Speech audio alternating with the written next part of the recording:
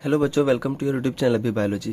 बेटा आपका board exam बहुत ही पास है। आई होप आपकी बोर्ड एग्जाम की प्रिपरेशन बहुत अच्छी चलती होगी। तो बेटा आज के इस वीडियो में हम डिस्कस करने वाले हैं आपके बायोलॉजी का पेपर कैसा होने वाला है, उसका पूरा पेपर पैटर्न क्या होता है और साथ में आपको कौन कौन से इंस्ट्रक्शन को फॉलो करना है और किन बातों को ध्यान में रखना है।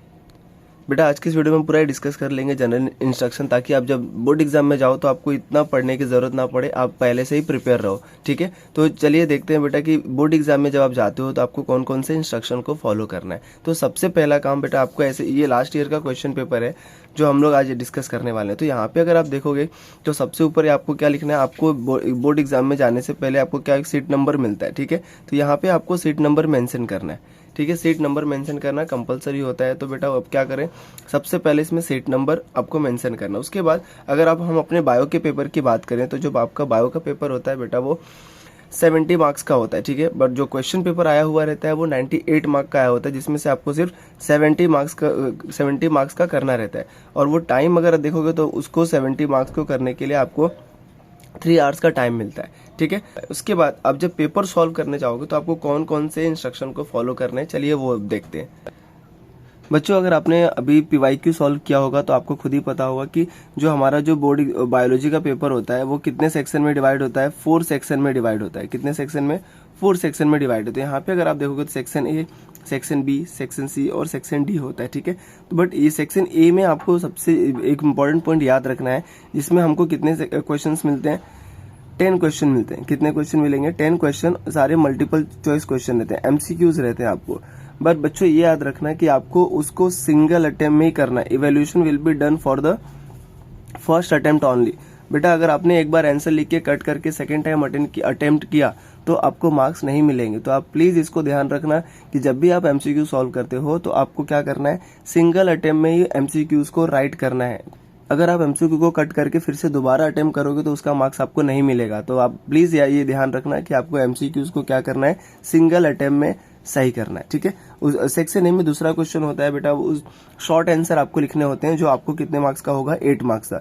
तो अगर आप टोटल देखोगे तो जो हमारा सेक्शन ए होता है 10 मार्क्स का एमसीक्यूज और 8 मार्क्स के शॉर्ट आंसर, तो टोटल 18 मार्क्स आपको कहाँ से मिलेंगे, सेक्शन ए से मिलेंगे। ठीक है बच्चों, अगर सेक्शन बी की बात करोगे तो सेक्शन बी में जो होता है आपको क्या करना है, शॉर्ट आंसर लिखने होते हैं। ठीक है, यहाँ पे आपको 8 क्वेश्चन अटेम्प्ट करना है, जिसका मार्क्स यहाँ पे जो क्वेश्चन होंगे वो कितने होंगे, 2 मार्क्स के होंगे। इसमें से आपको 8 अटेम्प्ट करना है, तो टोटल कितना हो गया, 16 मार्क का आपका सेक्शन बी होता है, जिसके अंदर बेटा आपको डायग्राम मिलता है, टेबल मिलते हैं, या फिर हो सकता है कि आपको मैच द कॉलम मिले।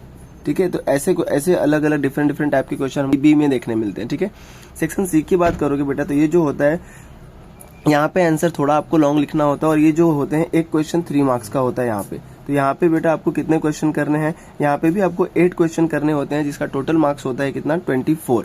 क्लियर, यहाँ पे भी आपको diagram, table, match the column, difference between, different type के क्वेश्चन मिलेंगे। अब हम लास्ट सेक्शन की बात करें तो सेक्शन डी।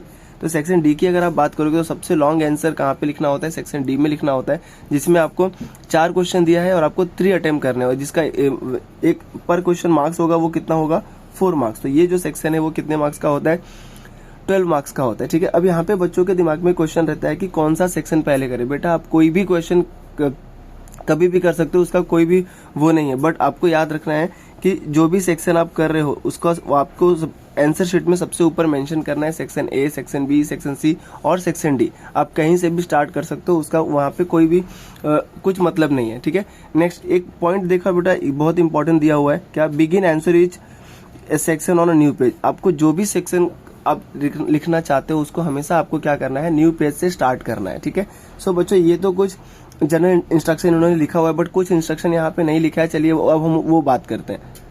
सो बच्चों आपके बोर्ड एग्जाम में बहुत बार आपको डायग्राम पूछा रहता है। ठीक है, तो जब भी आप डायग्राम ड्रॉ करोगे बेटा, हमेशा डायग्राम के लिए आपको क्या यूज करना है, पेंसिल यूज करना है। ये आपके यहाँ पे लिखा नहीं है, बट आपको ये याद रखना है कि डायग्राम जब भी आप ड्रॉ करोगे वो कैसे ड्रॉ करोगे, पेंसिल से ड्रॉ करोगे। ठीक है, अब जब आप बेटा मैच द कॉलम लिखते हो, क्या लिखते हो, मैच द कॉलम, तो मैच द कॉलम में बेटा आपको ऐसे एरोज नहीं बनाने। ठीक है, बहुत से बच्चे क्या करते हैं, ऐसे एरोज बनाते हैं, तो एरोज नहीं बनाने बेटा, आपको जो भी क्वेश्चन है उसका सामने सामने उसका आंसर लिखना होता है। तो ऐसे आप सामने सामने आंसर लिखोगे, ना कि आपको क्या करना है, एरो बनाना है। ठीक है, सो बच्चों बोर्ड एग्जाम में जाने से पहले आपको ये इंस्ट्रक्शन सारे फॉलो करने हैं और ध्यान में रखना है। ठीक है, ताकि आप बोर्ड एग्जाम में गलती ना करें, आपका पेपर प्रेजेंटेशन अच्छा हो।